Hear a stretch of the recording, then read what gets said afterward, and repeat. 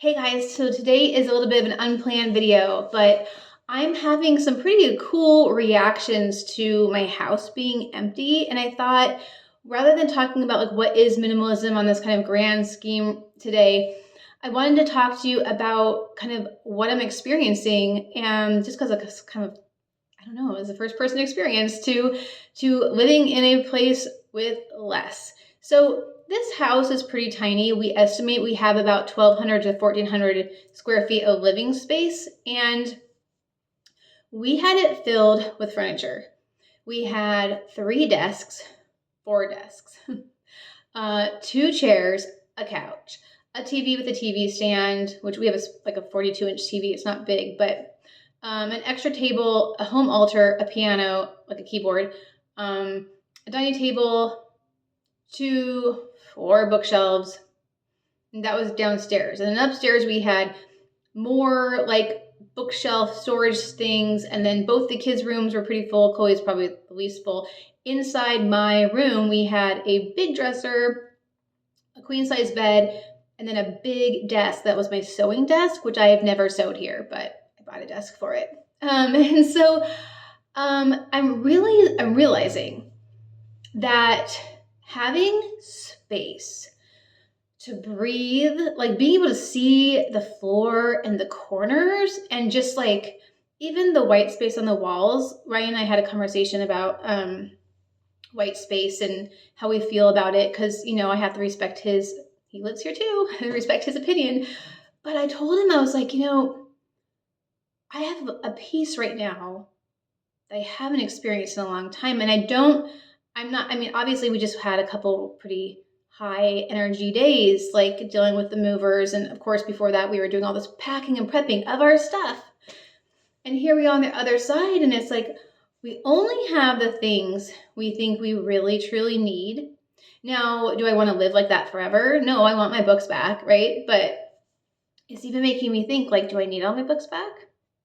Maybe a lot of my books I was holding on to out of fear or out of a sense of like, I should read this. And maybe rather I need to let it all go, even the Catholic books, and be like, what books is God asking for me to like enter my life now? Marie Kondo talks a lot about, letting go of things to create space for who you are today and who you're going to be tomorrow, not who you were in the past or who you wish you were in the past. So yeah, it is just like even the clothes, even the experience of only having 2 sweatshirts and, 2 sets of pajamas, only 1 towel per person. I can do laundry and I only have to wash 1 towel per person. Why would I ever have more than 4 towels in my house unless there's guests over? Like, I'm not going back to that. Even silverware. If we only have 4 forks and 4 knives and 4 spoons, guess what? Hand washing those knives and forks and spoons every time you use, or even like 1 plate, and just utilizing that one thing and hand washing it and drying it and putting it back, that's so much easier than having a plethora of bowls and plates and things that just build up and then they're constantly doing these cycles of dishes. So this whole experience, I think the bigger arching purpose and experience I'm having is that when I have less, not too little, but when I have less, and the things that I have are the things that bring the most value to me. When I have 1 book that I can't wait to sit down and read. When I have, I have a Kindle, I have a computer, I have a cell phone, I have a lot at my fingertips anyway, which I'll be careful about that digital stuff. But like my kids have, they have like 1 art pad with them. They've kept their favorite toys. Neil got 1 Lego set yesterday from the store and he's been playing with it in his nice, open, spacious room. Now I can't convince my children to like not get their stuff back, and Brian's like, that's not your job to decide how much toys Neil needs. Like, he gets to decide that.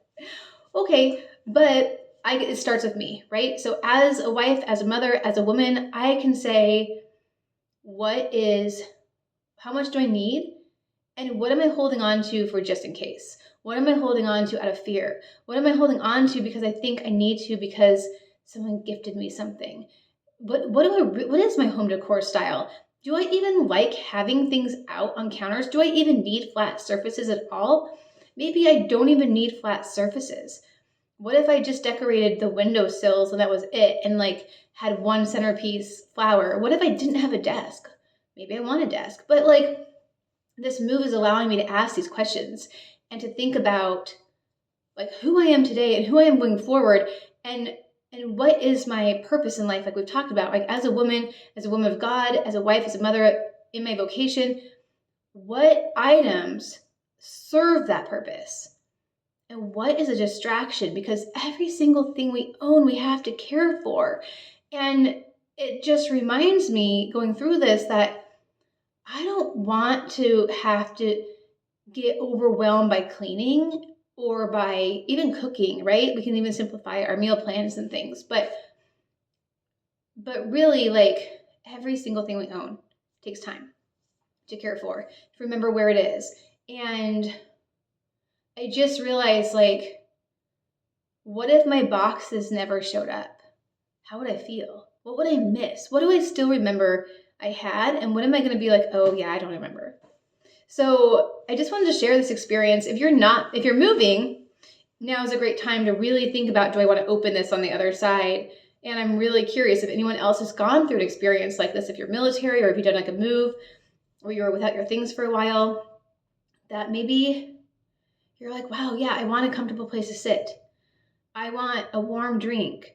I need a rain jacket. But like, the rest of it is just kind of noise and distraction from people. Like when you don't have a lot of stuff around yourself and you don't have to spend a whole lot of time cleaning, like cleaning takes 30 minutes a day.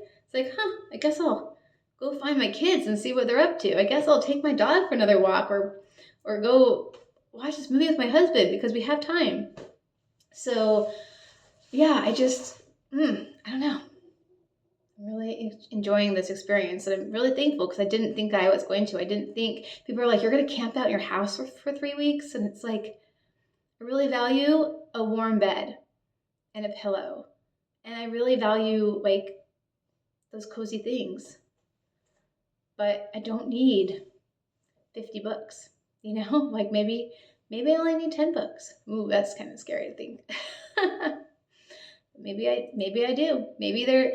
Maybe all the books, maybe I could just take pictures of the books and let them all go and buy them on my Kindle when I'm ready to listen to them, or listen to them on Everand. Like maybe I can just really think about what the rest of my life is going to look like, and how letting go never is a detriment to God's plan. It seems like it always serves him. So those are my musings for this morning. I might make a blog post too, just with some thoughts. But I'm curious. And if you haven't done this, like take one section of your wardrobe, pack up most of your clothes, keep your favorite sweatshirt. This is my favorite sweatshirt right now. It works with my skirt. I have like my one skirt, my one sweatshirt. I got my Dachshund shirt on. It's like Superman. It's like Dachshund. And I don't really need anything else for today. I got my boots, and I can do lots of things in these one pair of boots. So it's just an interesting experience. So anyway, this is probably a little bit longer than I meant it to be, but I hope you guys have a very, very blessed Easter week. Don't forget Divine Mercy Sunday is coming up, and I'm just going to let the Holy Spirit guide this channel and what I film and what I film about, because life is good and life is better with less. Like Joshua Becker always says it, right? Like his whole, like the more of less. And I mean, all the minimalists kind of share the same thing, but I think sometimes you have to like strip, like Ryan Nicodemus did a packing party and stripped his life. And Joshua Fields Milburn, just got rid of everything. And they were both single guys. Like, man, if I was a single woman, like, what would I keep? Pretty little. I would have like a small dining table that I'd also use as a desk. I probably have a basket where I kept like a few office supplies. And I would probably have like a very small bookshelf, which also would include like my handicrafts as well as books. And I probably wouldn't own a TV. I might own like a single stereo player, like little speaker. But wouldn't be a lot. I don't know if I would decorate my walls. I don't know if I would decorate with decor other than candles. Like, it is kind of, and no one's stopping me really, like, other than, like I said, respecting Ryan. So definitely want to respect our husbands and their styles and their desires, because they're home too. And going into the next house, I 100% intend to allow Ryan to make a lot more decisions than I ever had before. But that's kind of a different conversation around decor and empowered wife and husband. So we'll save that for another day. Thanks, Christy, you guys. God bless. Bye.